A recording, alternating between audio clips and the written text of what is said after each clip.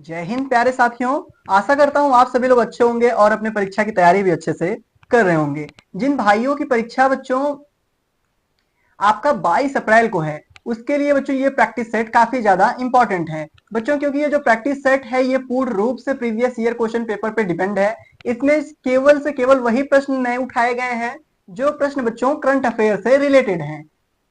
बच्चों अगर आप 22 अप्रैल के लिए प्रिपरेशन कर रहे हो तो आपके 3 दिन ही बचे हैं। आप पूर्ण रूप से अपना सब कुछ छोड़ के अपने पेपर पे डिपेंड हो जाइए, क्योंकि बच्चों कभी कभार ऐसा होता है कि जब प्रश्न पत्र में आप बैठो, दैट मीन आप जब पेपर देने बैठो तो सब प्रश्न आपको आने चाहिए। बस आज तक आपने क्या किया ये मैटर मत करो बच्चों। प्रश्न हॉल में जब आपको एग्जाम हॉल में बैठना पड़ेगा, आपको वहां सारे प्रश्न आना चाहिए। भले बच्चों 3 दिन ही बचे हैं आपके पास, लेकिन बच्चों अभी भी आपके पास काफी ज्यादा समय है। समय का अर्थ है कि बच्चों 72 घंटे में आप बहुत ज्यादा चीजें कवर कर सकते हो। तो अपना समय अब 1 मिनट भी आप वेस्ट मत करो। बच्चों आते हम लोग डायरेक्टली अपने प्रैक्टिस सेट पर। अगर आप इस प्रैक्टिस सेट को देख रहे हो बच्चों, तो इसमें इस प्रैक्टिस सेट में 1 से लेकर 15 तक जो प्रश्न होंगे वो आपके सामान्य ज्ञान में है, ज्ञान का है। जिस बच्चों को सामान्य ज्ञान से समस्या है वो 1 से 15 तक जरूर देखेंगे। 16 से बच्चों जो 30 तक प्रश्न होंगे वो आपके साइंस से होंगे, मतलब विज्ञान से होंगे। और 30 से जो 35 मतलब 45 तक है बच्चों, ये 15 प्रश्न आपके गणित के होंगे। और 45 से जो 50 के बीच प्रश्न है बच्चों, वो आपके रीजनिंग से होंगे।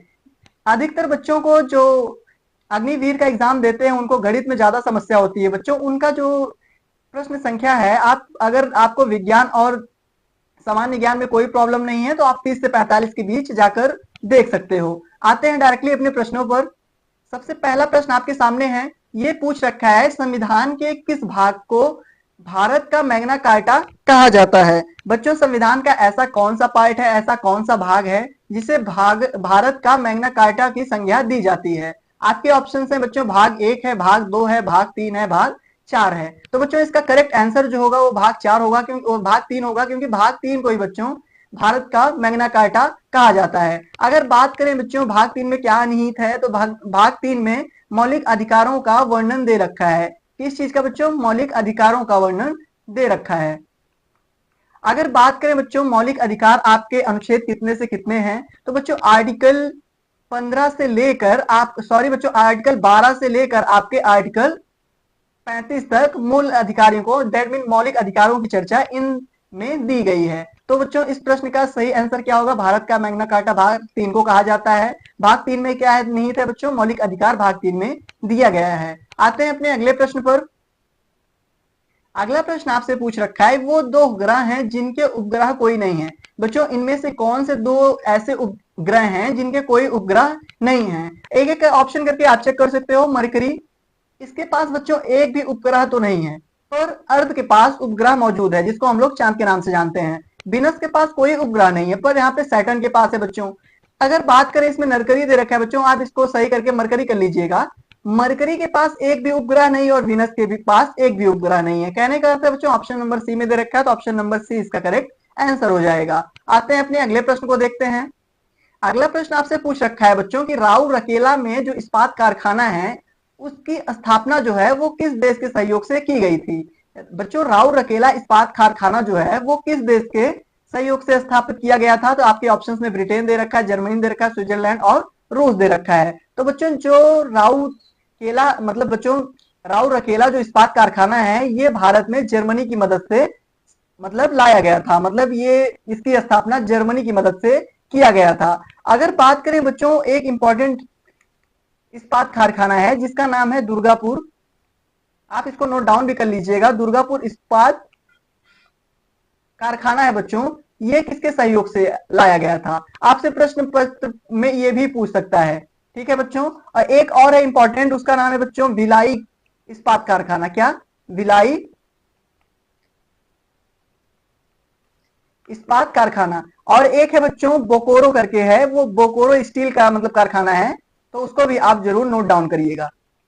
बोकोरो स्टील का इस्पात कारखाना बच्चों, ये किसके सहयोग से लाया गया था? बच्चों दुर्गापुर जो इस्पात कारखाना है आपका, वो किसकी मदद से लाया गया था? वो बच्चों आपका ब्रिटेन की मदद से लाया गया था। अगर बात करें बच्चों भिलाई और बोकोरो, ये दोनों जो इस्पात कारखाने हैं बच्चों, ये दोनों किसकी मदद से लाए गए थे? ये आपके रूस की मदद से लाए गए थे। बच्चों प्रीवियस ईयर में दुर्गापुर से रिलेटेड पूछा गया था, इसलिए ये पॉइंट भी आप जरूर नोट डाउन करिएगा। आते हैं अपने अगले प्रश्न पर। अगला प्रश्न है बच्चों, जो साथिया भारत के किस क्षेत्र की बच्चों प्रमुख लोक कला शैली है? बच्चों जो साथिया एक लोक कला शैली है बच्चों, ये पूछ रखा है कि भारत के किस क्षेत्र का ये प्रमुख लोक कला शैली है? कर्नाटक का है या फिर आंध्र प्रदेश का या फिर महाराष्ट्र का फिर या गुजरात का? बच्चों साथिया जो है वो प्रमुख लोक कला शैली आपके कहाँ की है? वो गुजरात की है। कहाँ की है बच्चों? गुजरात की है। तो ऑप्शन नंबर डी में गुजरात दे रखा है, तो ऑप्शन नंबर डी इसका करेक्ट आंसर हो जाएगा। अगर आपसे पूछे बच्चों कोई महाराष्ट्र की प्रमुख लोक कला शैली क्या है, तो बच्चों महाराष्ट्र की जो है वो रंगोली है। क्या है? रंगोली है। ऐसे ही आपसे कोई बच्चों आंध्र प्रदेश का भी पूछ सकता है। आंध्र प्रदेश का क्या है? कलमकारी है। ये भी बच्चों प्रश्न पत्र में पूछा जा सकता है, आपका कलमकारी है। जो बच्चों हम लोग आपके पॉइंट दें आप उसको जरूर नोट करिएगा या फिर अपने दिमाग में जरूर रखिएगा, क्योंकि इससे भी प्रश्न पूछे जा सकते हैं। आते हैं अपने अगले प्रश्न पर। अगला प्रश्न आपसे पूछ रखा है कि वित्त आयोग का गठन कब हुआ था? बच्चों वित्त आयोग का जो गठन है वो कब हुआ था, ये पूछ सकता है। इसके साथ बच्चों इसमें आपसे ये भी पूछ सकता है कि इसका कार्यकाल कितना होता है, मतलब कार्यकाल की इसके अवधि कितनी होती है। या फिर बच्चों इसमें ये भी आपसे पूछ सकता है कि इसकी जो अध्यक्ष की नियुक्ति कौन करता है? जो वित्त आयोग का अध्यक्ष होता है बच्चों उसकी नियुक्ति कौन करता है? आपसे बच्चों प्रश्न पत्र में ये भी पूछ सकता है ये किस आर्टिकल के अंतर्गत आता है, मतलब ये किस अनुच्छेद के अंतर आता है। तो बच्चों अगर एक एक बात करें, सबसे पहले बात करते हैं कि वित्त आयोग का गठन कब हुआ था।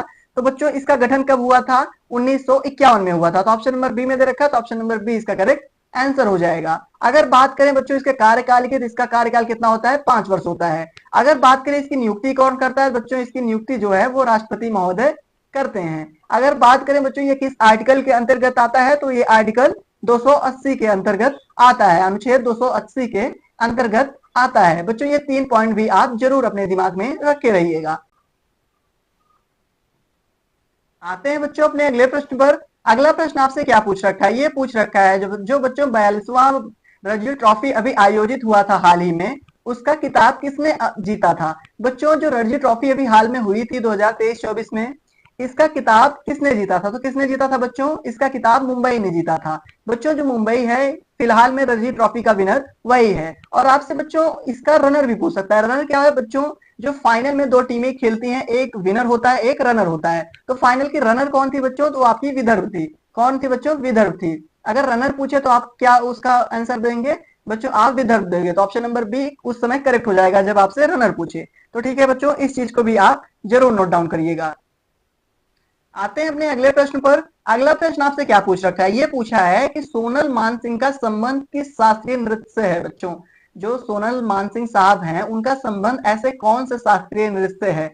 बच्चों आपके ऑप्शंस में कुचिपुड़ी दे रखा है, कथक दे रखा है, कथकली दे रखा है, भरतनाट्यम दे रखा है। तो बच्चों सोनल मानसिंह के लिए सबसे करेक्ट कथन कौन सा, दैट मीन सबसे करेक्ट ऑप्शन कौन सा है? बच्चों जो सोनल मानसिंह है वो भरतनाट्यम से संबंधित है, तो ऑप्शन नंबर डी में भरतनाट्यम दे रखा है, तो ऑप्शन नंबर डी एकदम करेक्ट आंसर हो जाएगा। बच्चों आपसे प्रश्न पत्र में भरतनाट्यम का प्राचीन नाम भी पूछा जा सकता है। तो इसका प्राचीन नाम क्या था बच्चों? इसको प्राचीन में किस नाम से जानते थे? तो सदीर अट्टम के नाम से जानते थे। किसके नाम से बच्चों? सदीर अट्टम के नाम से इसको जानते थे। आते हैं बच्चों अपने अगले प्रश्न पर। अगला प्रश्न आपसे पूछ रखा है कि निम्नलिखित में से कौन सा एक युग्म है वो सुमेलित सही नहीं है? ऐसा कौन सा मैच ऑफ द फॉलोइंग है बच्चों जो इनकरेक्ट है, जो गलत है? अगर आप अग्निवीर का एग्जाम देने जा रहे हो तो बच्चों आपके लिए सबसे प्लस पॉइंट क्या है? पॉलिटी जरूर पढ़ के जाना। पॉलिटी के बाद सबसे ज्यादा क्या पूछा जाता है बच्चों? अग्निवीर के एग्जाम में पॉलिटी के साथ साथ प्लस स्टैटिक जीके खूब पूछा जाता है। पॉलिटी और स्टैटिक जीके, ज्योग्राफी, हिस्ट्री, इन सबसे प्रश्नों की जो संख्या है बच्चों वो बहुत कम रहती है। तो पॉलिटी और स्टैटिक जीके आप जरूर पढ़ के जाना, आपका जीएस खंड काफी मजबूत रहेगा। ठीक है बच्चों, आते हैं अपने अगले प्रश्न की चर्चा करते हैं जो आपसे पूछ रखा है कि इसमें से ऐसा कौन सा युग्म है जो सही सुमेलित नहीं है, सही मैच ऑफ द फॉलोइंग नहीं है। बच्चों एक तरफ आपका कथन दे रखा है, दूसरी तरफ वो कहां से लिया गया था, दैट मीन बच्चों एक तरफ आपका अधिकार दे रखा है या फिर जो संघात्मक शासन व्यवस्था ये सब वगैरह दे रखा है बच्चों, और दूसरी तरफ वो कहां से लिया गया था उसका नाम दे रखा है। जैसे पहले ऑप्शन में दे रखा है बच्चों फंडामेंटल राइट, तो आप सभी को पता है कि मौलिक अधिकार अपना यूएसए से लिया गया था, संयुक्त राज्य अमेरिका से लिया गया था, तो पहला ऑप्शन एकदम सही है। इसमें आपको सही सुमेलन नहीं बताना है, जो match of the following that mean जो गलत हो। दूसरा क्या है, संघात्मक व्यवस्था है। तो बच्चों संघात्मक जो व्यवस्था थी वो कनाडा से ली गई थी, दूसरा पॉइंट भी सही है।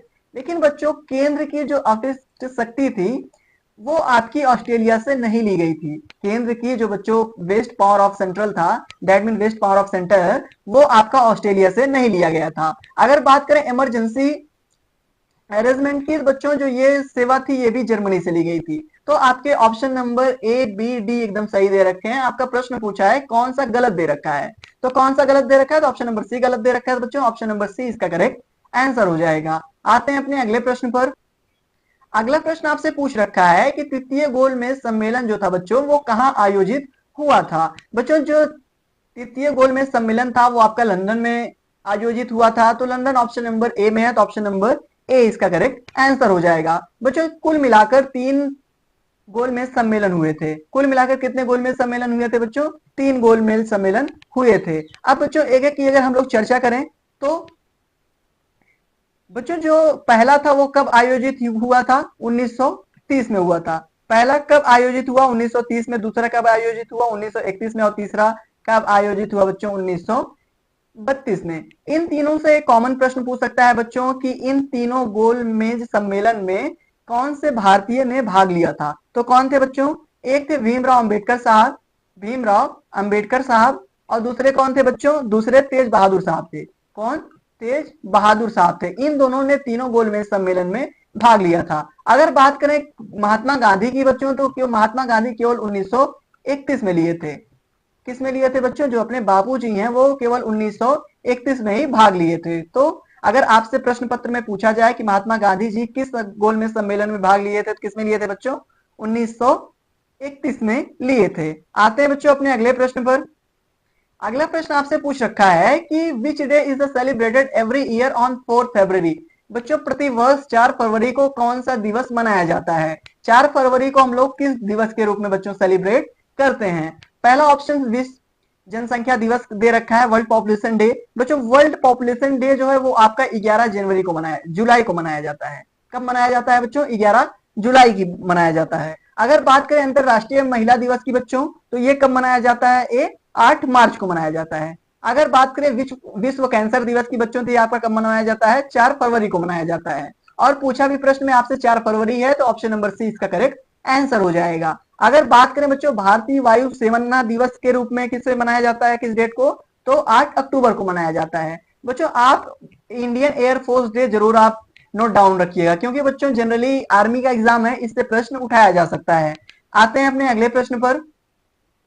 अगला प्रश्न आपसे पूछ रखा है बच्चों ओलंपिक खेल 2036 की जो मेजबानी है वो कौन सा देश करेगा। तो बच्चों 1936 की मेजबानी है वो आपका कौन सा देश करेगा बच्चों, तो भारत करेगा। बच्चों ओलंपिक खेल में पहले ही पता चल जाता है कि कौन सा देश किस वर्ष मेजबानी करेगा। अगर बात करें बच्चों 2036 की, तो वो भारत करेगा। आपसे प्रश्न पत्र में 2024 से पूछा जा सकता है करंट से बच्चों, तो 2024 की मेजबानी कौन करेगा, 2024 की मेजबानी बच्चों पेरिस करेगा। ऑप्शन नंबर डी में दे रखा है, तो ऑप्शन नंबर डी इसका करेक्ट आंसर हो जाएगा। अगर आपसे बात करें बच्चों की लॉस एंजल्स कब करेगा, तो लॉस एंजल्स कब करेगा बच्चों 2028 की मेजबानी आपका लॉस एंजिल करेगा। अगर पूछे बच्चों ब्रिस्बेन कब करेगा, तो ब्रिस्बेन कब करेगा बच्चों 2032 की ओलंपिक की मेजबानी करेगा। आते हैं बच्चों अपने अगले प्रश्न पर। अगला प्रश्न आपका क्या पूछ रखा है, ये पूछ रखा है कि हाल ही में किस भारतीय गायक को ग्रामी अवार्ड 2024 में बच्चों सम्मानित किया गया है। बच्चों अभी जल्द में ही किस भारतीय गायक को ग्रामी अवार्ड 2024 प्रदान किया गया है। ऑप्शंस क्या है आपका, सोनू निगम है, बी है अरिजीत सिंह है, सी है शंकर महादेवन है, डी है बच्चों अनिरुद्ध भट्टाचार्य है। तो बच्चों किसको अभी जल्द में प्रोवाइड किया गया है ग्रामी अवार्ड 2024, तो बच्चों जल्द में ही अभी किसको प्रोवाइड किया गया है, शंकर महादेवन को प्रोवाइड किया गया है, मतलब शंकर महादेवन को दिया गया। तो ऑप्शन नंबर सी में शंकर महादेवन है, तो ऑप्शन नंबर सी इसका करेक्ट आंसर हो जाएगा। आते हैं अपने अगले प्रश्न पर बच्चों। अगला प्रश्न आपका क्या पूछ रखा है, ये पूछ रखा है कि बच्चों जो वेदांतगल पक्षी अभ्यारण्य है वो किस राज्य में स्थित है। ऑप्शंस क्या दे रखा है बच्चों, तमिलनाडु दे रखा है, कर्नाटक दे रखा है, गुजरात दे रखा है और आंध्र प्रदेश दे रखा है। तो बच्चों जो आपका दे रखा है ये पक्षी अभ्यारण्य आपका कहाँ पे स्थित है, तो ये आपका बच्चों तमिलनाडु में स्थित है। तो ऑप्शन नंबर ए में तमिलनाडु दे रखा है, तो ऑप्शन नंबर ए इसका करेक्ट आंसर हो जाएगा। आते हैं अपने अगले प्रश्न पर।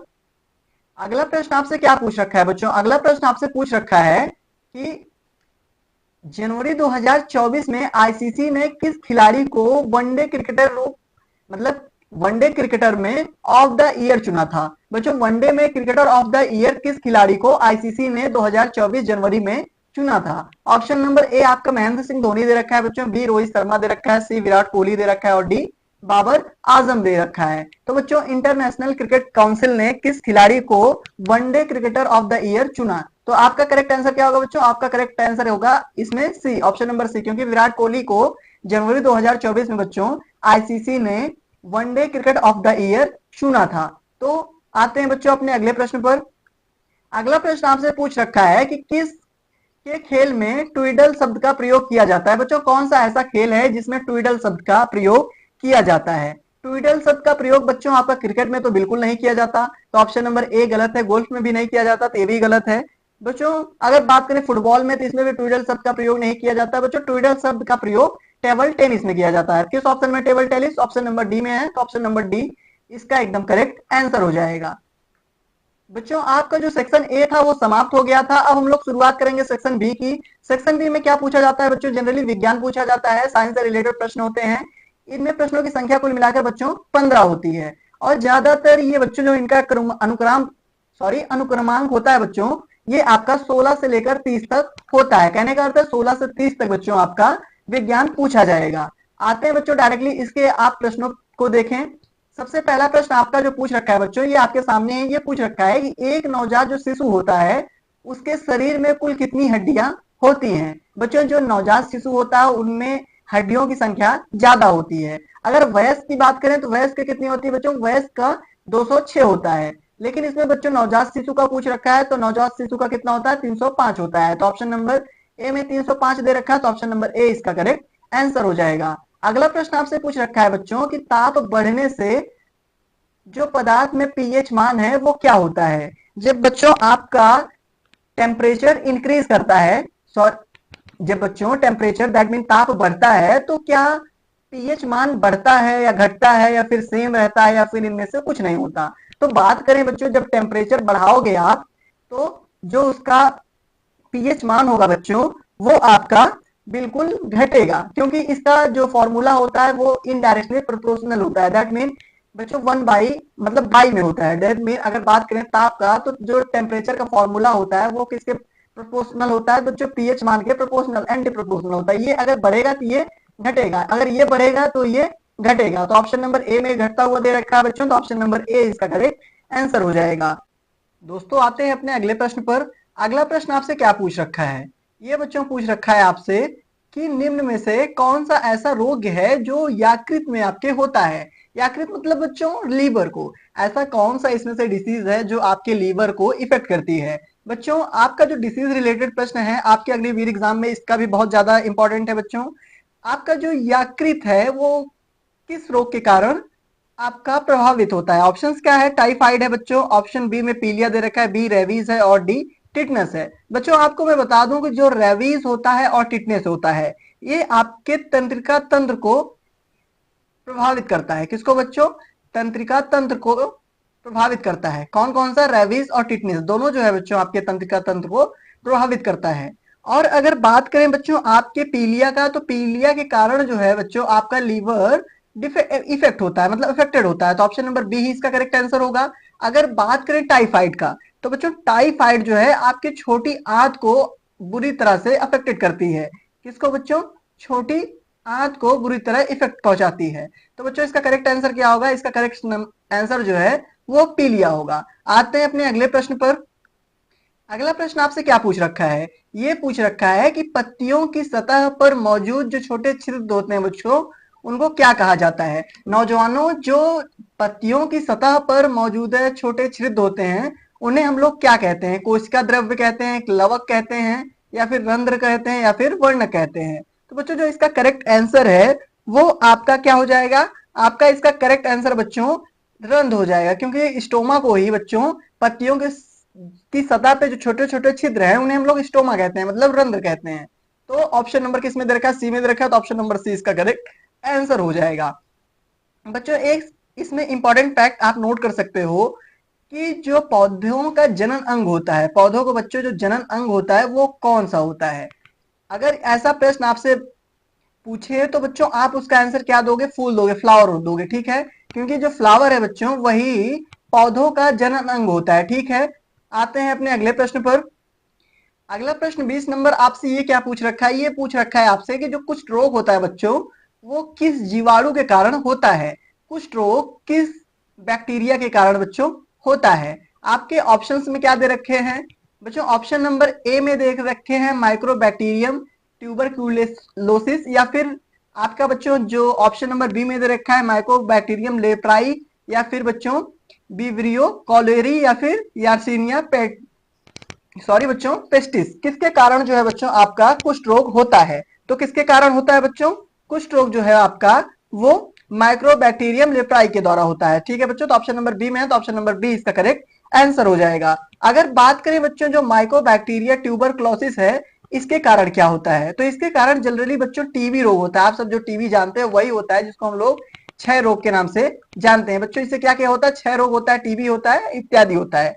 अगर बात करें बच्चों आपसे विवेरियो कैलेरी के कारण क्या क्या होता है, इस वायरस के कारण क्या होता है बच्चों, हैजा जैसी बीमारी होती है। ये एक प्रकार का हैजा का जीवाणु है बच्चों, किसका, हैजा का जीवाणु है। अगर बात करें बच्चों आपसे यार्सिनिया पेस्टिस की, तो ये किसका जीवाणु है, ये बच्चों ये प्लेग का जीवाणु है, किसका, प्लेग का जीवाणु है, ठीक है बच्चों। इन पॉइंट को भी आप जरूर नोट डाउन करिएगा क्योंकि इस तरीके से प्रश्न पत्र में आपके प्रश्न पूछे जा सकते हैं। आते हैं अपने अगले प्रश्न पर। बच्चों प्रश्न नंबर 21 ये आपका क्या पूछ रखा है बच्चों, ये पूछ रखा है कि विरंजक चूड़ जो है वो किस रासायनिक नाम, मतलब कौन सा विरंजक चूड़ का रासायनिक नाम है। दिए गए ऑप्शंस में से कौन सा ऐसा ऑप्शन है बच्चों जिसका नाम विरंजक चूड़ है। तो ऑप्शन नंबर ए में दे रखा है मर्क्यूरिक सल्फाइड दे रखा है बच्चों, बी में हाइड्रोजन सल्फाइड दे रखा है, सी में सिल्वर नाइट्रेट दे रखा है, और डी में कैल्शियम ऑक्सीक्लोराइड दे रखा है। तो बच्चों जनरली विरंजक चूड़ को किस नाम से जानते हैं, तो किस नाम से जानते हैं बच्चों, कैल्शियम ऑक्सीक्लोराइड के नाम से हम लोग विरंजक चूड़ को जानते हैं बच्चों। जो विरंजक चूड़ होता है उसी का रासायनिक नाम क्या होता है बच्चों, विरंजक चूड़ का ही आपका रासायनिक नाम कैल्शियम ऑक्सीक्लोराइड होता है, ठीक है बच्चों। अगर बात करें बच्चों मर्क्यूरिक सल्फाइड का, इसका जो क्या होता है बच्चों, इसको जनरली हम लोग सिंदूर के भाषा के नाम से जानते हैं। ये आमतौर पर सिंदूर का फॉर्मूला है। फॉर्मूला क्या होता है बच्चों, HgES होता है। और हाइड्रोजन सल्फाइड भी बच्चों आप जानते होंगे, आपके क्लास में इसका प्रैक्टिकल भी कराया गया होगा बच्चों। अगर आप 10th 12th में, मतलब 12th में अगर साइंस केमिस्ट्री लिए होंगे, इसकी जो गंध है बच्चों वो सड़े हुए अंडे की तरह गंध इसकी आती है, सड़े हुए अंडे की तरह इसकी गंध आती है, ठीक है बच्चों। अगर बात करें तो AgNO3 तो ये किसका है बच्चों, ये डंक का है, ठीक है। तो ऑप्शन नंबर जो सी है इसमें बच्चों वही आपका करेक्ट आंसर हो जाएगा, क्योंकि बच्चों जो सिल्वर नाइट्रेट है इसी को हम लोग विरंजक चूड़ के नाम से जानते हैं। सॉरी बच्चों मैंने गलत बता दिया, कैल्शियम ऑक्सीक्लोराइड को हम लोग विरंजक चूड़ के नाम से जानते हैं। तो ऑप्शन नंबर डी इसका गलत हो जाएगा। जो सिल्वर नाइट्रेट है बच्चों इसको जनरली डंका कहते हैं, ठीक है। आते हैं अपने अगले प्रश्न पर। अगला प्रश्न आपका क्या है, ये काफी इजी फॉर्मूला है, मतलब काफी इजी प्रश्न है बच्चों। इसमें दे रखा है CH3COOH किसका रासायनिक सूत्र है बच्चों। जो CH3COOH है ये किसका रासायनिक सूत्र है, ब्लीचिंग पाउडर का है तो बिल्कुल नहीं है बच्चों। ये जो है आपका एसिडिक अम्ल का सूत्र है, मतलब एसिडिक एसिड का सूत्र है, ठीक है बच्चों। अगर बात करें बच्चों सिट्रिक जो नाइट्रिक एसिड है आपका, अगर इससे फॉर्मूला पूछा जाए तो क्या होता है, इसका जो फॉर्मूला है बच्चों वो क्या होता है, नाइट्रिक एसिड का HNO3 होता है। अगर बात करें बच्चों एसिडिक एसिड की, तो आपको इसमें आमतौर पर दिखा है प्रश्न में ये CH3COOH का। अगर बात करें बच्चों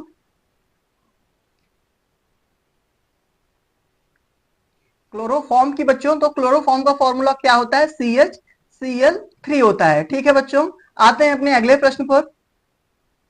अगला प्रश्न आपसे क्या पूछ रखा है, इसमें पूछ रखा है बच्चों कि दोनों, कौन से दोनों, एक आपको हीमोग्लोबिन दे रखा है, एक आपको मायोग्लोबिन दे रखा है।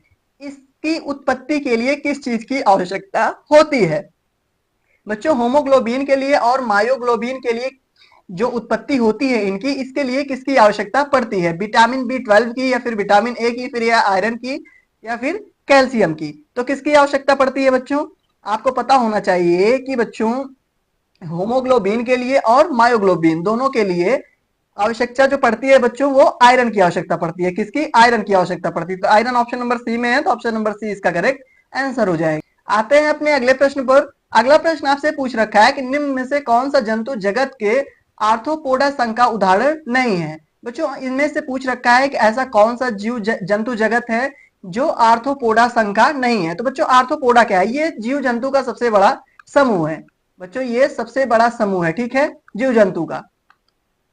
अब अगर बात करें केकड़ा का, तो केकड़ा जो है बच्चों वो आपके आर्थ्रोपोडा के संघ का है, तो ऑप्शन नंबर ए गलत हो जाएगा। अगर बात करें बिच्छू का, तो बिच्छू भी बच्चों आर्थ्रोपोडा संघ का है, तो ऑप्शन नंबर आपका जो बी है ये भी गलत हो जाएगा। अगर बात करें कॉकरोच की, बच्चों कॉकरोच भी आपके आर्थ्रोपोडा के मतलब संघ का है, तो ये भी आपका गलत हो जाएगा। अगला ऑप्शन क्या है बच्चों? अगला ऑप्शन आपका ऑक्टोपस दे रखा है, तो ऑक्टोपस जो है वो बच्चों आर्थ्रोपोडा संघ का तो है नहीं, तो ऑक्टोपस जो है इसका करेक्ट आंसर हो जाएगा। ठीक है बच्चों, आते हैं अपने अगले प्रश्न पर। ये आपसे पूछ रखा है कि सल्फर डाइऑक्साइड का सही सूत्र क्या है। काफी आसान है बच्चों, आपसे इसमें केवल सल्फर डाइऑक्साइड का सूत्र पूछा है, तो क्या है? SO2 सल्फर डाइऑक्साइड का सूत्र होता है। तो SO2 ऑप्शन नंबर ए में ही मौजूद है, तो ऑप्शन नंबर ए इसका करेक्ट आंसर हो जाएगा। आते हैं बच्चों अपने अगले प्रश्न पर, प्रश्न नंबर 26 पर। आते हैं बच्चों अपने अगले प्रश्न पर। ये आपसे पूछ रखा है कि सजीवों का 5 जगत वर्गीकरण किसने दिया था। बच्चों जो सजीवों का 5 जगत वर्गीकरण है इनमें से किसने दिया था? बच्चों ऑप्शंस क्या दे रखा है? कैरोलस लिनियस दे रखा है, या असर्ट हेकल दे रखा है, या रॉबर्ट वीट टेकर दे रखा है, या फिर वाइट मॉर्गन दे रखा है। तो बच्चों जो इसका करेक्ट आंसर हो जाएगा वो आपका रॉबर्ट विटेकर हो जाएगा, क्योंकि बच्चों इन्होंने ही सजीवों के 5 जगत का वर्गीकरण दिया था। तो ऑप्शन नंबर सी में दे रखा है, तो ऑप्शन नंबर सी इसका करेक्ट आंसर हो जाएगा। बच्चों प्रश्न पत्र में ये भी पूछ सकता है आपसे कि इन्होंने कब दिया था। तो इन्होंने कब दिया था बच्चों ये आपका 5 जगत वर्गीकरण का? तो ये 1969 में दिए थे। कब दिए थे? 1969 में दिए थे। ईयर भी बच्चों आप लोग याद रखिएगा। आते हैं अपने अगले प्रश्न पर। अगला प्रश्न आपसे क्या पूछ रखा है? ये पूछ रखा है कोबाल्ट का इनमें से बच्चों उदाहरण क्या है। कोबाल्ट का सही उदाहरण इनमें से क्या है? बच्चों कोबाल्ट आपका क्या होता है?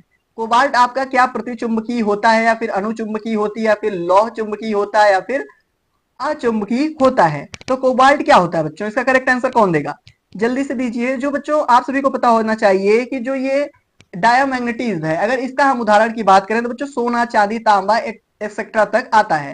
क्या आता है? सोना आता है बच्चों, इसके अंदर चांदी आती है, तांबा आता है, इत्यादि इस तरह के धातु बच्चों इसके अंतर्गत आते हैं। अगर बात करें आपके अनुचंबुकी की, तो इनमें क्या क्या आते हैं? सोडियम आता है बच्चों, मैग्नीज आता है, इस तरह की धातु बच्चों इनमें आती है। अगर बात करें बच्चों आपका फेरोमैग्नेटिक यानी लोह चुंबकीय की, तो बच्चों इसमें आपका कोबाल्ट आता है। ठीक है, तो किस ऑप्शन में कोबाल्ट आपको दे रखा है? तो ऑप्शन नंबर सी में दे रखा है, ऑप्शन नंबर सी। अगला प्रश्न क्या दे रखा है बच्चों? ये 28 नंबर प्रश्न आपसे पूछ रखा है कि जो सोरा है वो किसका रासायनिक नाम है। दिए गए ऑप्शन में से सोरा बच्चों किसका रासायनिक नाम है? ऑप्शन ए क्या दे रखा है? पोटेशियम नाइट्रेट दे रखा है। ऑप्शन बी पोटेशियम मैग्नीज दे रखा है, मैग्नेट दे रखा है। बच्चों यहाँ पे मैग्नीज है, आप मैग्नेट कर लेंगे। या फिर फेरस सल्फेट दे रखा है, या फिर कॉपर सल्फेट दे रखा है। तो बच्चों सोरा जनरली आप किस नाम से जानते हैं?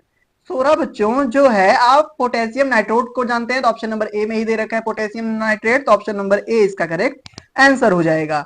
ठीक है बच्चों, अगर जनरली बात करें बच्चों ये क्या होता है, पोटेशियम नाइट्रेट किस काम में जनरली यूज आता है, अगर आपसे ऐसा प्रश्न कोई पूछ ले, तो बच्चों आप जानते होंगे कि जो पोटेशियम नाइट्रेट है आपका, ये बच्चों किस काम में आता है? ये जनरली बच्चों जैसे बॉम्ब वगैरह बनाने में यूज में आता है, जैसे बॉम्ब हुआ, या फिर कोई भी ऐसी बच्चों जिससे विस्फोट की जाए, विस्फोटक सामग्री बनाने के काम ये आता है। आते हैं बच्चों अपने अगले प्रश्न पर। अगला प्रश्न, प्रश्न नंबर 29, ये आपसे क्या पूछ रखा है बच्चों? ये पूछ रखा है कि जल में हाइड्रोजन का जो द्रव्यमान होता है और ऑक्सीजन का द्रव्यमान होता है। बच्चों हाइड्रोजन का और ऑक्सीजन के द्रव्यमान का अनुपात हमेशा क्या होता है? बच्चों जल का फॉर्मूला क्या होता है? H2O होता है। तो इसके बीच का जो अनुपात होता है वो क्या होता है, यही आपको बताना है। ठीक है, तो बच्चों जो द्रव्यमान होता है एक दूसरे के रेशियोज का, वो हमेशा अगर H2O की बात करें तो उनमें क्या होता है बच्चों? 1:8 होता है। कितना होता है? 1:8 होता है। तो ऑप्शन नंबर बी में 1:8 दे रखा है, तो ऑप्शन नंबर बी इसका करेक्ट आंसर हो जाएगा। आते हैं बच्चों अपने अगले प्रश्न पर। अगला प्रश्न आपसे क्या पूछ रखा है बच्चों, ये आपसे पूछा है कि नींबू के रस का जो पीएच मान होता है वो कुल कितना होता है। नींबू के रस का जो पीएच मान होता है बच्चों वो लगभग कितना होता है। तो इसका आंसर कौन देगा बच्चों, आपको पता होना चाहिए बच्चों। जो 6.5 यानी कि कुल 6.5 से लेकर कुल 6.7 तक ये आपके दूध का पीएच मान है। किसके बच्चों, दूध का पीएच मान दे रखा है, ठीक है। अगर बात करें बच्चों इसमें नींबू के रस की, तो वो कितना होता है 2.4 होता है। कितना होता है बच्चों, 2.4 होता है। अगर बात करें बच्चों आपका जो दे रखा है ये आपका बी 2.8, ये लगभग 2.8 से 3.0 तक ये किसका पीएच मान होता है बच्चों, ये आपके लार का जनरली पीएच मान होता है। आते हैं बच्चों अपने अगले सेक्शन पे, यानी कि मैथ्स के। अब यहां से हम लोग शुरू करेंगे बच्चों। जिन बच्चों को मैथ्स में समस्या होती है वो अगले 15 क्वेश्चन जरूर देख लेंगे, क्योंकि बच्चों मैथ में हम ज्यादातर जानते हैं कि जो अग्निवीर के लिए बच्चे जाते हैं उनको ज्यादा से ज्यादा दिक्कत मैथ्स में ही होती है। आते हैं बच्चों अपने अगले सेक्शन पे, यानी कि मैथ्स में। अगला प्रश्न बच्चों मैथ का जो पूछ रखा है ये किस सेक्शन का, इसको ध्यान रखिएगा, मैथ सेक्शन से है बच्चों। आपका मैथ से 31 से लेकर 45 तक कुल मिलाकर 15 प्रश्न पूछे जाते हैं, जो कुल मिलाकर 30 नंबर्स के होते हैं। तो पहला इसमें पूछ रखा है वो सबसे बड़ी संख्या आपको ज्ञात करनी है जिसमें 15, 30 और 40 पूर्ण रूप से विभाजित हो जाए। मतलब कुल मिला के बच्चों जो पूर्ण रूप से बड़ी संख्या ज्ञात करे तो आप एलसीएम निकाल लेना, छोटी संख्या आपसे ज्ञात करे तो एलसीएम एचसीएफ निकाल लेना। बड़ी के लिए क्या निकालोगे आप बच्चों, बड़ी के लिए हमेशा एलसीएम तीनों का निकाल लोगे, और छोटी के लिए आप क्या निकालोगे, छोटी के लिए तीनों का एचसीएफ निकाल लोगे, ठीक है। अब बड़ी पूछ रखा है तो एलसीएम निकालेंगे 15 और 30 40 का बच्चों, 15 30 और 40 का। ये बच्चों जो इसका एलसीएम आएगा वही सबसे मतलब बड़ी संख्या होगी, जो जिसका एलसीएम से ये सभी कट जाए। तो बच्चों अगर आप निकाल लेना, निकालने पे जो इसका एलसीएम आएगा बच्चों वो आपका कितना आएगा, लगभग बड़े में आएगा, ठीक। अगर बच्चों बात करें सबसे बड़ी संख्या पूछ रखा है आपसे, मतलब एग्जैक्टली डिवाइड पूछ रखा है, सबसे बड़ी संख्या आपको ज्ञात करनी है जिससे ये पूर्णता विभाजित हो जाए। बच्चों पूर्णता लगा है तो थोड़ी मुझसे गलती हुई, इसमें मैंने कहा एलसीएम होगा जबकि आप एचसीएफ निकालोगे। पूर्णता विभाजित तभी होगी बच्चों सारी संख्याएं जब उसका मिनिमम निकलेगा। मिनिमम वो संख्या मतलब मिनिमम वो निकलेगा संख्या, सबसे छोटी बड़ी सबसे बड़ी संख्या निकालनी है आपको जिससे ये भाग हो। तो बच्चों एचसीएफ से निकालोगे तो एचसीएफ से इसका भाग होगा। एलसीएम क्या होता है, इसका एलसीएम बच्चों, इसका एलसीएम आपस में टोटल हो जाता है। तो अगर टोटल होगा जो इससे भाग होगा वो इससे भाग तो हो नहीं पाएगा। तो कहने का अर्थ है बच्चों हम लोग क्या निकालेंगे, एचसीएफ निकालेंगे। यहाँ थोड़ी हमने मिस्टेक कर दी बच्चों बताने में आपको कि इसमें बड़ी संख्या पूछ रखा है तो आप क्या निकालोगे, हमेशा एचसीएफ निकालोगे, क्योंकि बच्चों इसमें पूर्णता विभाजित पूछा है, मतलब पूर्णता मतलब सभी विभाजित हो जाए। अगर ये पूर्णता न लगा होता तो बच्चों आप एलसीएम कर सकते थे। मैंने पूरा प्रश्न नहीं पढ़ा तो इसलिए आपसे माफी चाहता हूं। तो बच्चों आप इनमें के सभी का जब एचसीएफ निकालोगे 15 का और 30 का और 40 का, बच्चों ये जो तीनों संख्याएं हैं ये तो अगर बात करें ये 3 और 5 दोनों से कटेंगी, 3 और 5 से कटेगी। ये भी बच्चों 5 और 3 दोनों से कटेगी, पर ये 3 से तो नहीं कटेगी। कहने का अर्थ है सबको काटने के लिए 5 आवश्यक है बच्चों, 5 से सब कट जाएगी। तो 5 आपका किस ऑप्शन में दे रखा है, तीनों का जो एचसीएफ निकालोगे बच्चों तो 5 आएगा। तो ऑप्शन नंबर सी में 5 दे रखा है, तो ऑप्शन नंबर सी इसका एकदम करेक्ट आंसर हो जाएगा। आते हैं बच्चों अपने अगले प्रश्न पर, प्रश्न नंबर 32। ये पूछ रखा है कि आपको प्रथम 13 प्राकृतिक संख्याओं का वर्गों का औसत ज्ञात करना है। बच्चों सबसे पहले आप प्राकृतिक संख्या 1 से लेकर 13 तक कर लो। एक है योग कर रखा है बच्चों, क्या कह रखा है, प्रथम 13 प्राकृतिक संख्याओं के वर्गों का औसत निकालना है। ठीक बच्चों, औसत कितना कैसे निकलता है, जोड़ के जितनी संख्या होती है टोटल उतने से हम लोग डिवाइड कर देते हैं, ठीक ना। लेकिन बच्चों इसमें देखो कि 1 का स्क्वायर दे रखा है, फिर 2 का स्क्वायर दे रखा है, फिर 3 का स्क्वायर, मतलब वर्गों का औसत निकालना है। तो बच्चों ऐसे टर्मोलॉजी चलेगी, ये कहां तक जाएगी, 13 तक जाएगी ना। 13 तक के स्क्वायर प्राकृतिक संख्या क्या होती है बच्चों, 1 से लेकर 13 तक सभी प्राकृतिक संख्या है। प्राकृतिक संख्या तो तभी सभी होती हैं। तो 1 2 3 बच्चों इस तरह का जब फॉर्मूला आता है, आपने एपीजीपी पढ़ी होगी, उनमें एक फॉर्मूला होता है जब स्क्वायर टर्म चलता है तो क्या हो जाता है, n+1, उसके बाद बच्चों 2n+1/6, ये फॉर्मूला होता है बच्चों, आपने क्लास 11 में एपीजीपी में पढ़ा होगा। अगर स्क्वायर टर्म में चल रही है फॉर्मूला आप नोट डाउन रखिएगा बच्चों। इस तरह के प्रश्न पूछे जाएंगे, या तो पावर 3 में पूछे जाएंगे या तो पावर 1 में ही पूछी जाएगी, ठीक है बच्चों। 3 से ज्यादा आपको जल्दी प्रश्न में जल्दी आपको देखने को नहीं मिलेगा। तो इस फॉर्मूले पे निकाल के सबसे पहले हम इनका बच्चों एवरेज निकाल लेते हैं। जैसे अब n की वैल्यू क्या है, n की वैल्यू बच्चों यहाँ पे क्या हो जाएगी, n की वैल्यू जो एटलीस्ट सबसे लास्ट में होगी, तो n की वैल्यू कितनी होगी 13 होगी, 13। अब इसमें 13 लिखोगे बच्चों, 13 प्लस 1 आपका 14 हो जाएगा ना। आप इसको सॉल्व करके देख लेना, जब दोनों का आप रखोगे कितना हो जाएगा आपका, 14 हो जाएगा।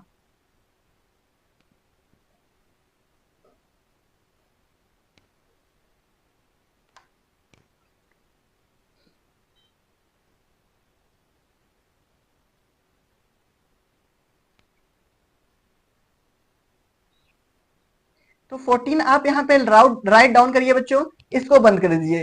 फिर 2 से 13 को माइनस करोगे कितना आ जाएगा, 26 होगा बच्चों।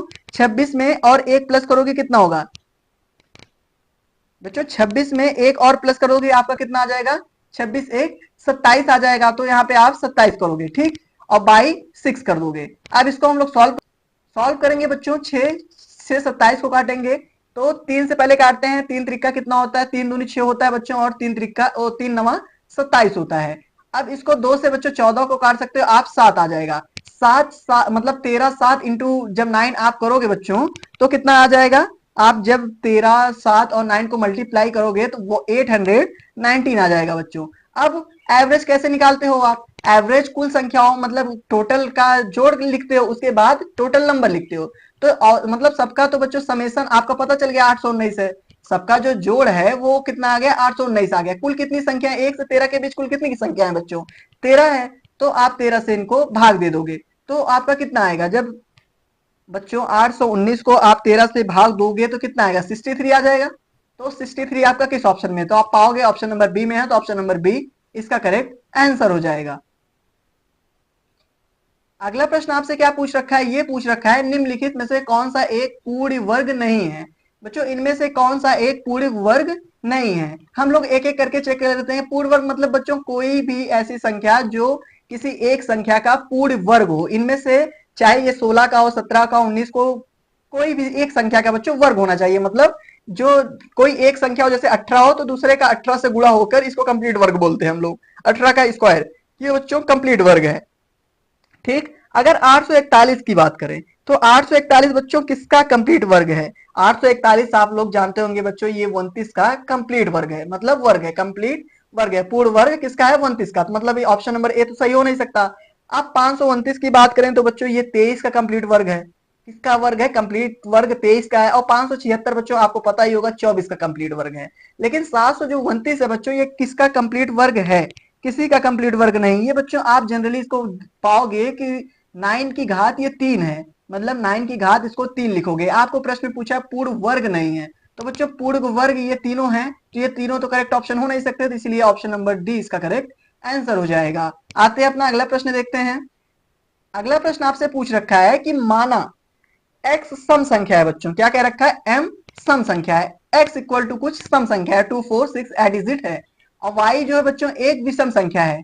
तो इनका लघुत्तम बच्चों, लघु मतलब लघुत्तम सॉरी बच्चों समापवर्तक क्या होगा। इसमें बच्चों लघुत्तम जो है वो समापवर्तक पूछा है। एक संख्या क्या है बच्चों, x है जो कि सम संख्या है, x क्या है बच्चों, सम संख्या है, और y क्या है, एक विषम संख्या है। तो y सम संख्या है और x विषम संख्या है। तो बच्चों आपको सिंपल पता होगा कि जो इसका लघुत्तम समापवर्तक है वो xy हो जाएगा। तो xy आपका किस ऑप्शन में दे रखा है, तो ऑप्शन नंबर बी में दे रखा है, तो ऑप्शन नंबर बी इसका करेक्ट आंसर हो जाएगा।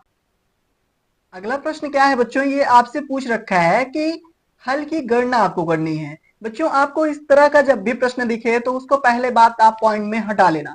डायरेक्टली जैसे पॉइंट में हटाओगे, पॉइंट एक डिजिट पहले है आप इसको 10 से करोगे, 3/10 कर सकते हो बच्चों। अगर 2 डिजिट पहले है जिसको क्या कर सकते हो, 4/100 कर सकते हो बच्चों, ठीक।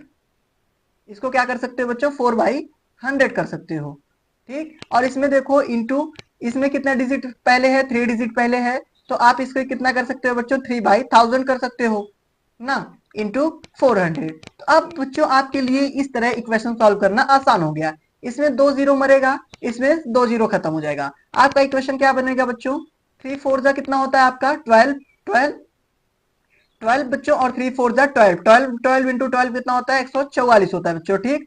और एक जीरो इसमें बढ़ जाएगा, कितना हो जाएगा बच्चों, 1 2 3 4 जीरो हो जाएगा। अब 4 डिजिट पहले बच्चों जीरो लगना है, इसमें आप देखो 3 डिजिट है, एक जीरो लगा लो, उसके बाद काउंट करो 1 2 3 4, 4 डिजिट पहले जीरो हो गया, तो इसका बच्चों करेक्ट आंसर कितना है आपका 0.0144। ये आपका किस ऑप्शन में है? तो ऑप्शन नंबर बी में देख पा रहे हो आगे, ऑप्शन नंबर बी में है, तो ऑप्शन नंबर बी इसका करेक्ट आंसर हो जाएगा। बच्चों सिंप्लीफिकेशन से आपको कोई दिक्कत नहीं होनी चाहिए, क्योंकि बच्चों इस तरह के प्रश्न काफी ज्यादा आसान होता है। अब अगला प्रश्न क्या है बच्चों, ये आपसे पूछ रखा है वर्तमान में पिता और पुत्र की आयु का अनुपात कितना है? 6:1 है। फिर कह रखा है कि 5 वर्ष बाद ये अनुपात 7:2 हो जाता है। बच्चों ये रेशियो 5 वर्ष के बाद 7:2 हो जाता है। तो आपको बताना है कि वर्तमान में पुत्र की आयु कितनी है। तो वर्तमान में आप कैसे करोगे बच्चों पुत्र की आयु? देखो परिवर्तन 5 वर्ष के बाद ये अनुपात कितना बढ़ रहा है? जनरली 5 का बढ़ रहा है बच्चों, मतलब इन दोनों के बीच का 7 - 6 करोगे कितना आएगा?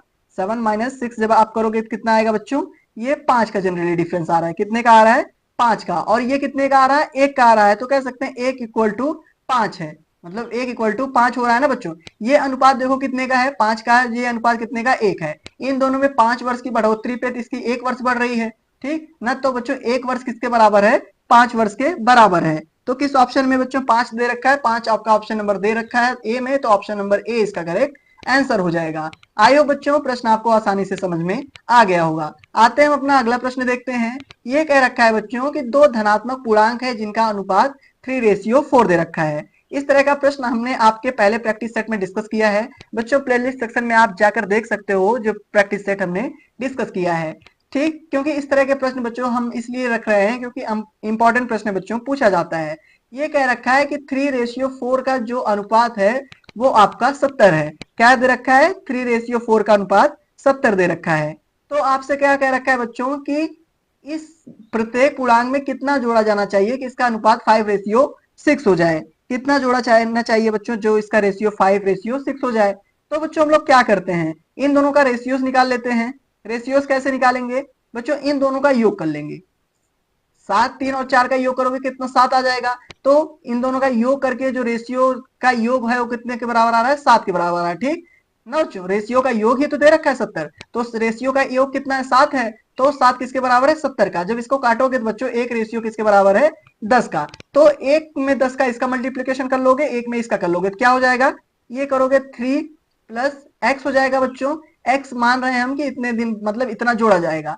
उसके बाद नीचे में क्या आ जाएगा? रेशियो मतलब बच्चों डिवाइड, तो 40 + x आ जाएगा इक्वल टू ये किसके बराबर है? तो 5:6 के बराबर है, 5/6 के बराबर है। अब आप इसको सॉल्व कर लें बच्चों। आप इसको सॉल्व करेंगे क्रॉस मल्टीप्लाई के जरिए।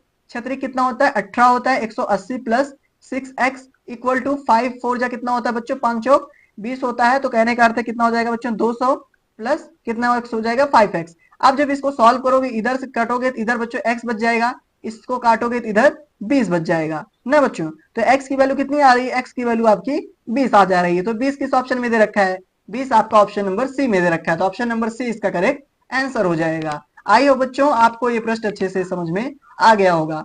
आपको जब भी उस तरीके का प्रश्न दिखे तो आप वैसे ही सॉल्व करेंगे बच्चों, आपको कोई प्रॉब्लम नहीं होनी चाहिए। आते हैं अपना अगला प्रश्न डिस्कस करते हैं, प्रश्न नंबर 39। ये क्या कह रखा है बच्चों? ये कह रखा है कि कोई P है जिसका जो इफिशियंसी है वो Q से कितना परसेंट ज्यादा है? 20% ज्यादा है, ठीक बच्चों। और कह रखा है कि यदि P जो है वो अकेला है तो किसी काम को 30 दिन में कर रहा है, P अकेला किसी काम को 30 दिन में कर रहा है, तो Q अकेला उसको कितना दिन में करेगा? तो बच्चों इफिशियंसी पहले देखो 20% ज्यादा है किसकी? P की Q से ज्यादा है कितनी? 20% की, ठीक है बच्चों। अगर हम P और Q का रेशियो मतलब परसेंटेज निकालें, P का और Q का रेशियो परसेंट निकालें, P का बच्चों कितना ज्यादा है? 20, तो 100 में इसको 20 हम लोग ऐड कर सकते हैं, कहने का अर्थ है 120 है, ठीक। और Q का बच्चों क्या है? Q का 100 ही है। अगर हम Q का 100 मारते हैं कि उसकी इफिशियंसी 100 है तो 20% P का ज्यादा है तो उसमें 20 ऐड कर दिए और कुछ नहीं किए बच्चों, ठीक है। तो आप इनको काटो, 120 को काटोगे तो कितना आ जाएगा? 6:5 आ जाएगा ना। P और Q का जो रेशियो है बच्चों तो कितना आ जाएगा? तो फिर बच्चों फॉर्मूला हम लोग डायरेक्टली लगा सकते हैं। फॉर्मूला क्या लगा सकते हैं? W = एफिशिएंसी इंटू टाइम, ठीक बच्चों। ये आप W यहां से निकल जाएगा। आपका क्या दे रखा है बच्चों? आप क्या है बच्चों एफिशिएंसी आपने निकाल लिया, तो एफिशिएंसी कितना दे रखा है? एफिशिएंसी बच्चों 6 दे रखा है, क्योंकि 6 ज्यादा है ना, तो 6 हो जाएगा। क्योंकि आपका किसका निकालना है? आपका बच्चों Q का निकालना है ना। तो Q का जो एफिशिएंसी है वो कितना दे रखा है? सॉरी बच्चों ये रेशियोस गलत है, क्योंकि यहाँ पे क्या दे रखा है, पी का जो रेशियो मतलब पी का 20% अधिक कुशल है, पी जो है वो क्यू से 20% अधिक कुशल है। तो बच्चों एकदम सही है, गलत नहीं है। तो कितना निकालेंगे बच्चों, क्यू से कितना ज्यादा वो काम करेगा ना, तो 6 है। क्यू जो है वो अकेला कितने मतलब उसी काम को कितने दिन में करेगा। तो यहाँ इफिशियंसी हम लोग सबसे पहले बच्चों किसका निकाल लेते हैं, डब्लू, वो हम लोग क्यू का निकाल लेते हैं। कितना आएगा 60 इंटू टी, टी की वैल्यू कितना दे रखा है 30। तो यहाँ से बच्चों डब्लू निकल जाएगा, आपको 36 का 18 होता है, तो डब्लू कितना आ गया 180 आ गया ना। तो बच्चों कितना आ गया 180 आ गया। अब उसी को क्या कह रखा है बच्चों, उसी को क्यू कितने दिन में करेगा। यहाँ तक प्रश्न आपको समझ में आया बच्चों। देखो कुछ नहीं कर रहे हैं इस प्रश्न में, केवल पी और क्यू का इसके अकॉर्डिंग हम लोग रेशियोज निकाल लिए, दोनों का 100% इफिशियंसी मान के। लेकिन बच्चों पी का 20% ज्यादा है, जिसमें 20 ऐड कर दिए, तो दोनों को काटे 6:5 आ गया। ये 6 किसका है, ये 6 बच्चों हम लोग का जो ये पी का दे रखा है, पी का जो मतलब कार्य कुशल शैली दे रखा है वो कितना दे रखा है, पी का हम लोग निकाले 6 और क्यू का निकाले 5। लेकिन बच्चों हमारे पास डब्लू नहीं है, तो डब्लू निकालने के लिए हम सबसे पहले आपका पी से ही निकाल लेते हैं। पी से जब निकालेंगे तो आपका डब्लू निकल गया 180 आ गया, तो बच्चों डायरेक्टली इसे क्यू पे करके रख सकते हैं ना। तो डब्लू कितना आ गया 180 आ गया। अब इसका बच्चों जो इफिशियंसी है वो कितना है 5 है ना, इंटू टी है। आप इधर मल्टीप्लाई में इधर भेजोगे डिवाइड हो जाएगा, तो इसको जब काटोगे बच्चों आपका कितना आंसर आ जाएगा, आपका 36 आ जाएगा। तो टी की वैल्यू जो आ रही है बच्चों, ये कितनी आ रही है आपकी, टी की वैल्यू यहाँ से आपका 36 आ रहा है। तो इसका करेक्ट आंसर क्या हो जाएगा बच्चों, 36 इसका करेक्ट आंसर हो जाएगा। तो 36 किस ऑप्शन में है, तो आप पाओगे ऑप्शन,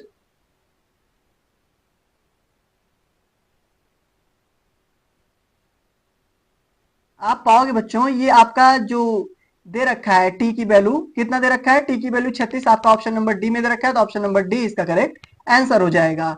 ठीक है बच्चों, इस तरह के प्रश्न आपके जनरली परीक्षाओं में लगातार पूछे जाते हैं। आते हैं अपना अगला प्रश्न देख लेते हैं, प्रश्न नंबर 40। ये आपसे क्या पूछ रखा है बच्चों, इसको थोड़ा हम लोग छोटा करते हैं क्योंकि इसमें पूरा प्रश्न दिख नहीं रहा है। थोड़ी बच्चों देरी के लिए माफी चाहूंगा क्योंकि इसको छोटा करना पड़ेगा, नहीं तो आपको नहीं दिखेगा चारों ऑप्शन। अब ठीक है बच्चों, आपको शायद दिख रहा होगा, इसमें क्या रखा है कि 100 रुपए की राशि, 1000 रुपए की राशि पर 10 वर्षों के लिए कितना मिश्र धन जो है बच्चों प्राप्त होगा, यदि ब्याज की दर कितनी होगी, ब्याज की दर आपकी 6.25 होगी। तो बच्चों आपका कितना दे रखा है टोटल, आपका 1000 रुपए राशि दे रखा है, मिश्र धन आपसे पूछ रखा है कि जो उसका ब्याज है वो कितना है 6.25% है। ठीक है बच्चों, तो इस तरह के प्रश्न आपके जनरली कैसे सॉल्व होते हैं, आप सिंपल इंटरेस्ट का फॉर्मूला जानते होंगे। सिंपल इंटरेस्ट क्या होता है बच्चों, सिंपल इंटरेस्ट जो होता है वो आपका क्या होता है, profit into rate into T by, मतलब टी और बाई क्या होता है बच्चों 100। ठीक है, ये टी टाइम है बच्चों। ठीक है, अब देखो पी क्या दे रखा है, पी यहाँ पे 1000 दे रखा है, मतलब पी मतलब बच्चों जो राशि लग रही है, ठीक, पी कितना है 1000 है, इंटू आर कितना दे रखा है बच्चों, जो चेंज रेट दे रखा है वो आपका कितना दे रखा है 625 दे रखा है। ठीक बच्चों, 625 दे रखा है, 6.25 दे रखा है, इसको हम लोग 625 करने के लिए 100 से डिवाइड कर देंगे। ठीक बच्चों, तो ये 625 हो जाएगा, इंटू कितना दे रखा है टी बच्चों, टी आपका 10 वर्ष दे रखा है, तो यहाँ पे हम लोग 10 कर देंगे। बच्चों फॉर्मूले में और एक 100 है, तो आप एक 100 नीचे और रख सकते हैं, 2 जीरो से इसका 2 जीरो कैंसल आउट हो गया बच्चों। ठीक, एक जीरो से एक जीरो इसका और कैंसल आउट हो गया, एक जीरो से एक जीरो इसका और कैंसल आउट हो गया। तो बच्चों आपको कितना देख रखा है, जो आपका मिश्र धन आपको दे रखा है सिंपल इंटरेस्ट, वो कितना का आ रहा है 625 का आ रहा है। तो 625 किस ऑप्शन में है, तो ऑप्शन नंबर डी में 625 दे रखा है, तो ऑप्शन नंबर डी इसका एकदम सही आंसर हो जाएगा। आते हैं बच्चों अपना अगला प्रश्न डिस्कस करते हैं।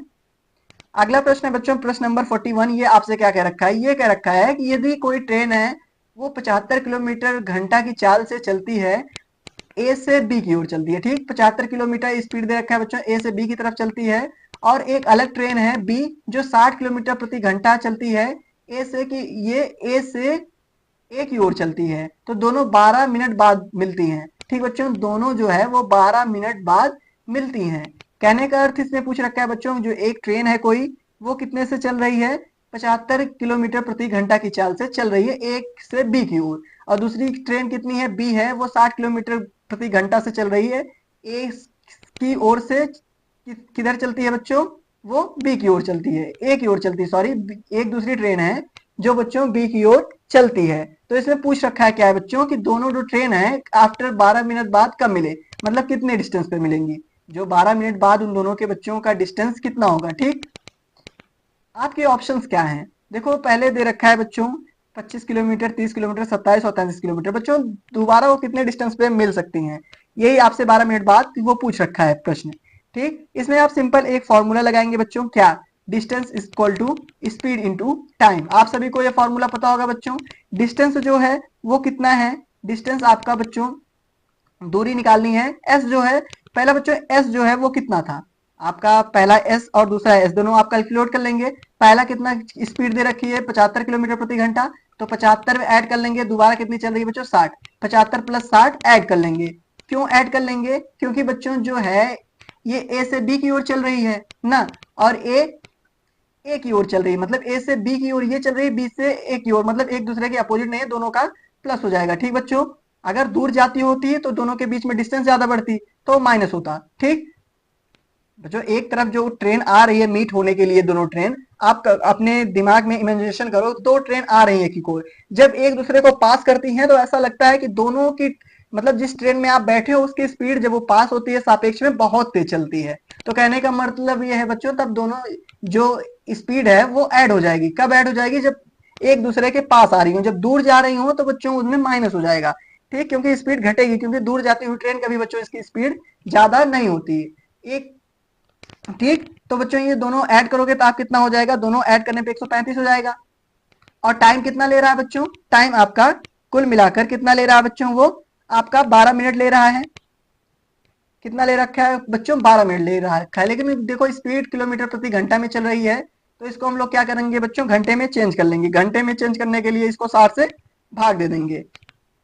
आप इस इक्वेशन को सॉल्व कर सकते हैं, 12 एकम 12, 12 पंचे 60, इसको भी काटेंगे 135, जब काटोगे तो बच्चों 27 आ जाएगा। तो 27 किलोमीटर की जो गैप दोनों के बीच में वो बनेगी, तो किस ऑप्शन में है, तो ऑप्शन नंबर सी में 27 किलोमीटर है, तो ऑप्शन नंबर सी इसका करेक्ट आंसर होगा। अगला प्रश्न क्या है बच्चों, प्रश्न नंबर 42 आपका।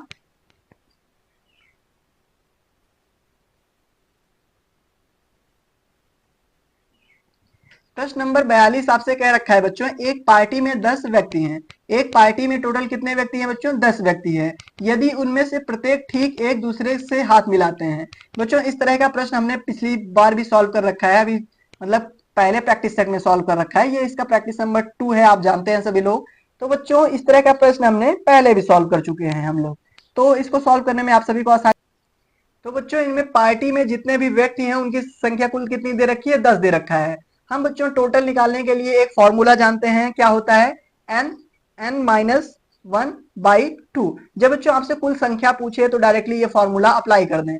n की वैल्यू जितने दे रखे हैं, तो बच्चों n की वैल्यू कितना दे रखा है, 10 दे रखा है, 10 माइनस 1/2। इसको आप सॉल्व करोगे कितना आ जाएगा, 10 इंटू 9/2, 2 से काटोगे 5 आ जाएगा, 9 5 कितना होता है बच्चों, 45 होता है। तो 45 आपका किस ऑप्शन में दे रखा है, तो ऑप्शन नंबर सी में दे रखा है, तो ऑप्शन नंबर सी इसका करेक्ट आंसर हो जाएगा। आई होप बच्चों इस प्रश्न में आपको आगे से कोई समस्या नहीं होनी चाहिए। अगला प्रश्न आपसे क्या पूछ रखा है बच्चों, ये पूछ रखा है कि यदि एक बहुभुज है, मतलब कोई एक बहुभुज है जिसमें बच्चों कुल विकर्णों की संख्या ज्ञात करनी है बच्चों आपको। ठीक, इनमें यदि भुजाओं की संख्या आपको दे रखा है कि 8 है। ठीक बच्चों, अब विकर्ण मतलब एक कोई डायगोनल पॉलीगन है बच्चों, पहले सबसे पहले पॉलीगन ड्रॉ कर लेते हैं। ये कोई एक पॉलीगन है, इसमें क्या रखा है बच्चों कि डायगोनल आपका, जो बच्चों डायगोनल है वो आपका ज्ञात करना है। तो डायगोनल कैसे ज्ञात करेंगे बच्चों, बच्चों डायगोनल ज्ञात करने के लिए हम लोग एक फॉर्मूला जानते हैं, वो क्या होता है बच्चों, n-3/2 होता है। तो बच्चों n की वैल्यू इसमें क्या दे रखा है, n क्या होता है, n जो है बच्चों वो आपकी भुजाओं की संख्या होती है, भुजाओं की संख्या होती है, टोटल 8 भुजा हैं। हमने इसमें चार्ट इसलिए ड्रॉ करा बच्चों कि सिंपल एक आपको एक ट्री मतलब दर्शाना चाहते थे बच्चों, और कुछ बात नहीं है। डायगोनल इसमें भुजा की संख्या दे रखा है, कितना है, सॉरी बच्चों डायगोनल कह रहे हैं, भुजा की संख्या कितना दे रखा है आपको, भुजा की संख्या कुछ 8 दे रखा है। ठीक बच्चों, तो भुजा की संख्या पे 8 रखेंगे, n की वैल्यू 8 माइनस 3/2, 8 से माइनस 3 करोगे कितना आएगा बच्चों, 5 आएगा, 5/2। इसको काटोगे तो आप कितना आ जाएगा, 4 4 पंचे कितना होता है बच्चों, 20 होता है। तो कुल मिला के उसमें विकर्णों यानी डायगोनल के जो पॉलीगन में है उनकी संख्या कितनी है बच्चों? 20 है। तो आपका 20 किस ऑप्शन में है? तो ऑप्शन नंबर सी में है। तो ऑप्शन नंबर सी इसका करेक्ट आंसर हो जाएगा। आते हैं बच्चों अपना अगला प्रश्न देखते हैं। अगला प्रश्न आपसे क्या पूछा है?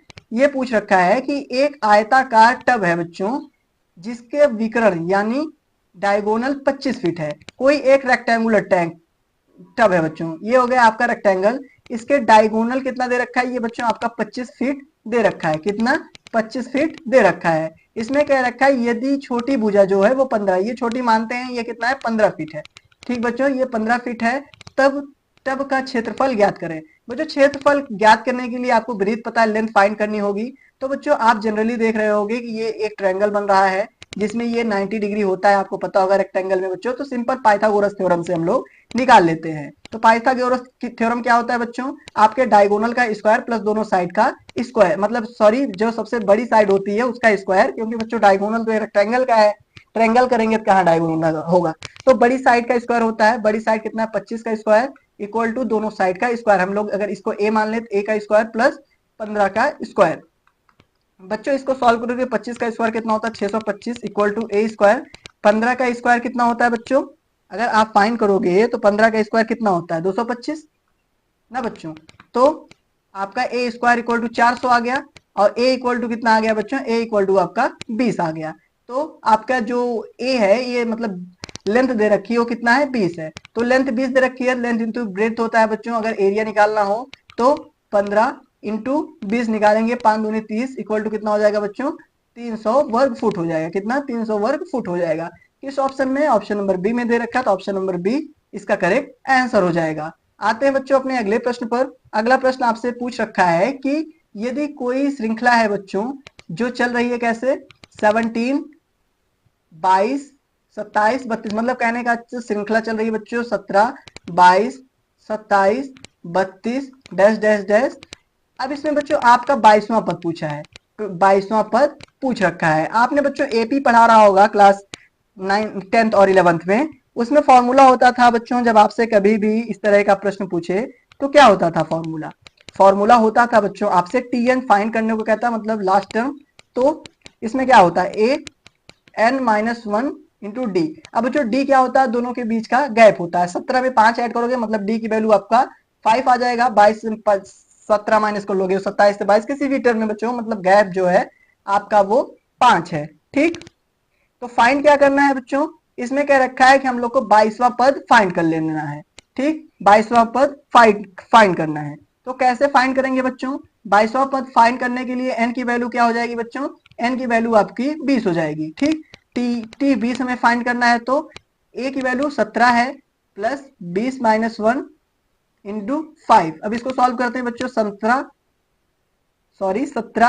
प्लस 19 इंटू 5, 19 बच्चे कितना होता है बच्चों? 95 होता है। तो 17 और 95 आप जोड़ोगे तो आपका आंसर कितना आएगा? 7 5 12, 112 आ जाएगा। तो 112 किस ऑप्शन में दे रखा है? तो ऑप्शन नंबर डी में 112 दे रखा है। तो ऑप्शन नंबर डी इसका एकदम करेक्ट आंसर हो जाएगा। आई होप बच्चों आपको सभी प्रश्न अच्छे से समझ में आ गए होंगे। बच्चों यहाँ से मैथ सेक्शन हमारा एंड होता है। अब हम आगे डिस्कस करेंगे रीजनिंग के बारे में। प्रश्न नंबर आपका 46 से 50 जो होगा वो आपका रीजनिंग से रिलेटेड होगा। आते हैं बच्चों अपने डायरेक्टली रीजनिंग पर। आपका पहला प्रश्न बच्चों रीजनिंग का जो है वो पूछ रखा है आपसे कि किसी कोड भाषा में पेयर को RIAP लिखा है। बच्चों पेयर को किस भाषा में लिख रखा? RIAP। पेयर को बच्चों किस भाषा में आपका IRAP लिख रहा है? बच्चों देख रहे होगे एक दूसरे का ये विपरीत लिख रहा है बच्चों। पेयर का एकदम विपरीत RI पे लिख रहा है। कहने का अर्थ है बच्चों विपरीत लिख रहा है। तो जब विपरीत लिख रहा है तो हम लोग डायरेक्टली विपरीत लिख लेते हैं बच्चों। ठीक, विपरीत लिख रहा है। विपरीत पेयर का क्या लिख रहा है? RIAP। तो हमसे विपरीत किसका पूछा है? रेज का। रेज का सबसे पहले क्या लिखेंगे बच्चों? ई लिखेंगे। ई के बाद विपरीत जी लिखेंगे। जी के बाद ए लिखेंगे। मतलब विपरीत का मतलब बच्चों पीछे से, ना कि विपरीत का मतलब उसके मतलब अल्फाबेट का विपरीत नहीं। विपरीत का मतलब स्थानीय मान के अकॉर्डिंग विपरीत। तो EGAR रखा है बच्चों। ये ऑप्शन EGAR किस में दे रखा है? तो ऑप्शन नंबर ए में दे रखा है। तो ऑप्शन नंबर ए इसका करेक्ट आंसर हो जाएगा। आते हैं बच्चों अपना अगला प्रश्न देखते हैं। अगला प्रश्न आपका जो रीजनिंग से है वो क्या पूछ रखा है आपसे?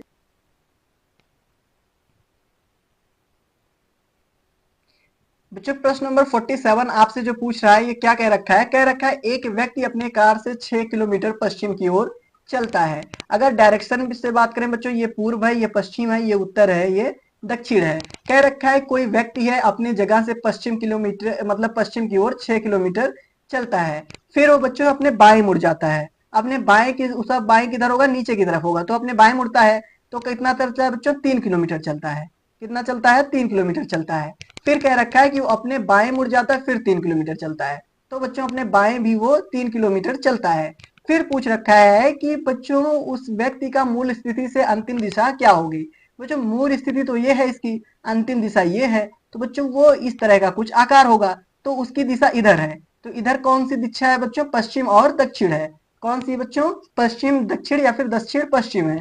तो किस ऑप्शन में दे रखा है, तो ऑप्शन नंबर ए में दे रखा है दक्षिण पश्चिम, तो ऑप्शन नंबर ए इसका करेक्ट आंसर हो जाएगा बच्चों। इस तरह से प्रश्न जो आते हैं बच्चों आपके बोनस पॉइंट के रूप में काम करते हैं। ठीक है, आते हैं बच्चों अपना अगला प्रश्न डिस्कस करते हैं। अगला प्रश्न क्या पूछ रखा है, ये पूछा है बच्चों आपसे कि निम्नलिखित में से आपको विषम पद ज्ञात करना है। बच्चों काफी आसान प्रश्न है, आपको इसमें विषम पद ज्ञात करना है। देखो 64 जो है बच्चों वो 8 का स्क्वायर है, 100 जो है आपका 10 का स्क्वायर है, 144 आपका 12 का स्क्वायर है, 169 आपका 13 का स्क्वायर है, 256 आपका बच्चों 14 का स्क्वायर है, और 324 आपका कितने का स्क्वायर है बच्चों, जो 364 है, जो सॉरी बच्चों 256 इसका स्क्वायर है, ये 16 का है बच्चों। 256 आपके 16 का स्क्वायर है, 324 किसका है, 18 का स्क्वायर है। ठीक है बच्चों। बच्चों देखो इसमें जितनी टर्मोलॉजी है 8, 10, 12, 16 और 18, ये बच्चों अपने हिसाब से सही है, लेकिन 12 के बाद आपका 14 आना चाहिए था, लेकिन यहाँ पे 13 आया है। तो बच्चों आपका विषम पद क्या है, 169 है। किस ऑप्शन में, तो ऑप्शन नंबर बी में है, तो ऑप्शन नंबर बी इसका करेक्ट आंसर हो जाएगा। आते हैं बच्चों अपना अगला प्रश्न देखते हैं। अगला प्रश्न आपसे कह रखा है कि श्रृंखला को पूरा करना है। इसके लिए हम लोग को देखना पड़ेगा श्रृंखला हमारी चल कैसे रही है। बच्चों 4 के बाद 6 आ रहा है, 6 के बाद 9 आ रहा है, 9 के बाद 11 आ रहा है, 4 से 6 में जा रहे हो तो +2 हो रहा है, 9 से 11 में जा रहे हो +3 हो रहा है, आगे बच्चों 11 से 14 में जा रहे हो तो फिर क्या हो रहा है, +3 हो रहा है, फिर 14 से जा रहे हो बच्चों +2 हो रहा है। मतलब कहने का अर्थ एक बार +2 +3 हो रहा है, फिर 3 +2 हो रहा है। तो अगली बारी किसकी है बच्चों, अगली बारी देखो 2 के बाद 3 आया, लेकिन यहाँ देखो 3 एज इट इज लिख दिए, फिर 3 के बाद 2 आया। बच्चों अब 2 की बारी है, 2 एज इट इज लिख देंगे। तो 16 में 2 आप ऐड कर दो, 16 में 2 ऐड करोगे तो 18 आ जाएगा। तो 18 किस ऑप्शन में बच्चों, तो 18 ऑप्शन नंबर ए में है, तो ऑप्शन नंबर ए इसका करेक्ट आंसर हो जाएगा। आते हैं बच्चों अपने सेशन का आखिरी प्रश्न देखते हैं, जो आपके बच्चों प्रश्न नंबर 50 है। वो क्या कह रखा है, ये कह रखा है नीचे दिए गए अक्षरों का प्रयोग करके आपको कौन सा शब्द बन सकता है ये ज्ञात करना है। तो बच्चों इस तरह का प्रश्न भी काफी आसान होता है। जनरली बच्चों कोडिंग डिकोडिंग के प्रश्न आपके परीक्षा में पूछे जाते हैं। आप देखो कौन क्या लिखा है बच्चों, कॉन्सोलाइड डेट लिखा है, इनसे इनमें से बच्चों इनमें से कौन कौन सा शब्द बनेगा। अगर बात करें बच्चों कौन कौन सा शब्द बन सकता है, CO, इसमें देखें एल है बच्चों, एल इसमें है, लेकिन बच्चों एल की पुनरावृत्ति हो रही है, मतलब दोहरावपन हो रहा है, जबकि एल इसमें एक है, तो ऑप्शन नंबर ए तो गलत हो गया। अब देखते हैं डी, डी तो बच्चों इसमें भी है। ई की बात करें, ई भी इसमें एक बार मौजूद है। अगर टी की बात करें, टी भी है बच्चों। अगर ए की बात करें, ए भी है। ठीक, अगर आई की बात करें तो आई भी है, एल की बात करें एल भी है। कहने का मतलब यह है बच्चों ऑप्शन नंबर बी इस सब के प्रयोग से बनाया जा सकता है, तो ऑप्शन नंबर बी इसका करेक्ट आंसर होगा। आई होप बच्चों आपको सभी प्रश्न अच्छे से समझ में आ गए होंगे। मिलते हैं अपने अगले प्रैक्टिस सेट में, तब तक के लिए आप वेट करिएगा। कुछ देर में बच्चों हम लोग इसका अगला प्रैक्टिस सेट जरूर अपलोड कर देंगे। तब तक के लिए धन्यवाद।